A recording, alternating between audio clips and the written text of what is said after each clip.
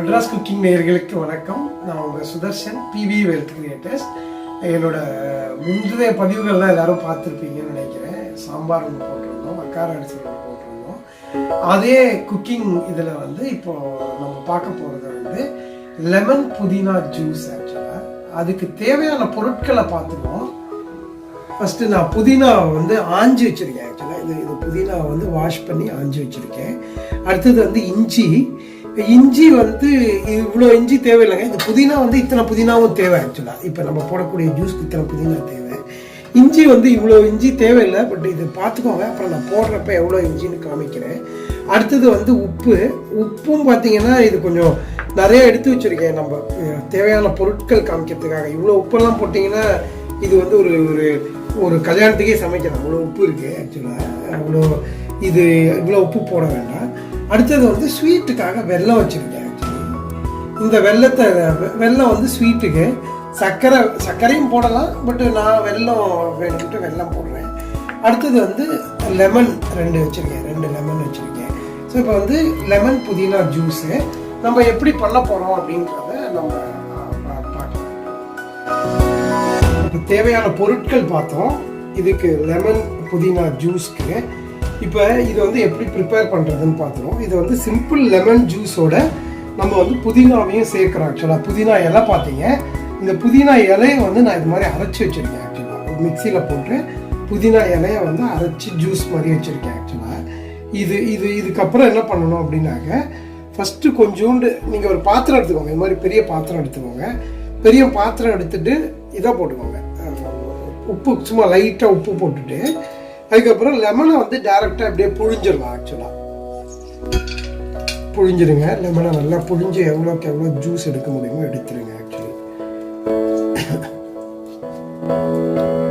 பாருங்க, லெமனை புழிஞ்சிட்டேன். கொஞ்சோண்டு உப்பு போட்டு, அந்த உப்பு எதுக்கு போடுறோம் அப்படின்னு பார்த்தீங்கன்னா, லெமன் நார்மலாக நீங்கள் கட் பண்ணி வச்ச உடனே கசப்புத்தன்மை ஆரம்பிக்கும். ஆக்சுவலாக அந்த இதை நீங்கள் லைட்டாக உப்பு போடாமல் புழிஞ்சிங்க அப்படின்னாக்க கசக்க ஆரம்பிச்சிடும். இந்த ஜூஸ் கசக்க ஆரம்பிச்சிடும். ஆக்சுவலாக அது கசக்காமல் இருக்கிறதுக்காக நம்ம உப்பு லைட்டாக போட்டோம்.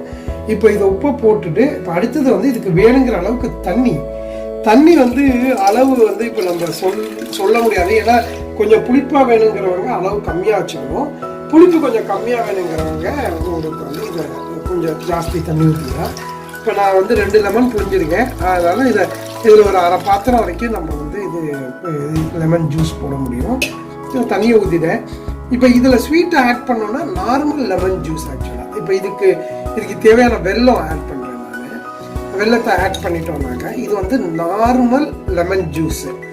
இப்போ இதில் இப்போ நார்மல் லெமன் ஜூஸ் சாப்பிட்றதுக்கும் இதுக்கும் என்ன வித்தியாசம் அப்படின்னு பார்த்தீங்கன்னா, இப்போ நார்மல் லெமன் ஜூஸ் இப்போ அசிடிட்டி இருக்கிறவங்க சாப்பிடலாம். ஆக்சுவலாக இப்போ நிறைய பேர் அசிடிட்டி இருந்தால் லெமன் சாப்பிடக்கூடாதுன்னு சொல்லுவாங்க. பட் அசிடிட்டிக்கு லெமன் அவ்வளோ நல்லது. ஆக்சுவலி அசிடிட்டி இருக்கிறவங்க லெமன் நிறையா பயன்படுத்துங்க.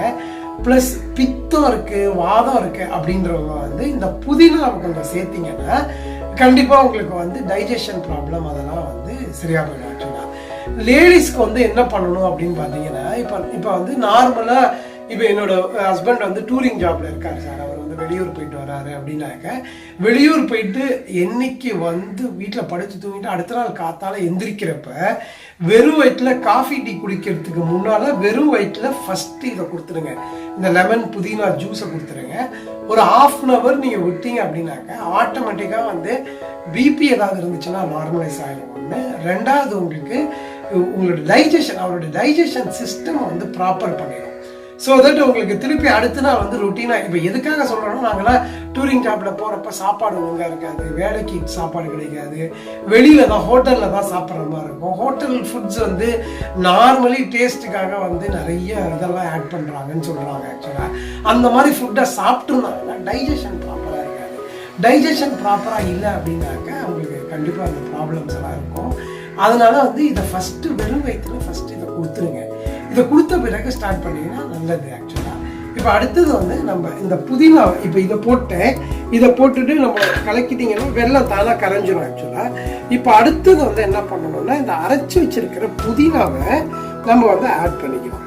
இதை நான் புதினா இதாக போட்டு ஆட் பண்ணுறேன். இப்போ இதை இது பண்ணிவிட்டோம்னாக்க இந்த இதெல்லாம் புதினா வந்து நம்ம கொஞ்சமாக அரைச்சதுனால இந்த இலைகள்லாம் அடியில் தங்கிடும். இப்போ இந்த இலைகள் தங்கிறது வந்து நிறைய பேருக்கு பிடிக்காது, நரன்னு இருக்கிறது. நமக்கு தேவை என்னன்னா வெறும் அந்த ஜூஸ் மட்டும்தான். ஸோ இது மாதிரி டீ வடிகட்டியில் ஊற்றி ஃபில்டர் பண்ணிட்டோம் அப்படின்னாக்கா ஆட்டோமேட்டிக்காக உங்களுக்கு வந்து இதாகிடும் ஆக்சுவலாக. ஸோ இது மாதிரி ஆகிடும். அவ்வளோதான். இப்போ வந்து இந்த லெமன் புதினா ஜூஸ் நான் ஃபில்டர் பண்ணி அந்த புதினாவையே ஊற்றிட்டேன். லெமன் புதினா ஜூஸ் இப்போ ரெடி ஆகிடுச்சு.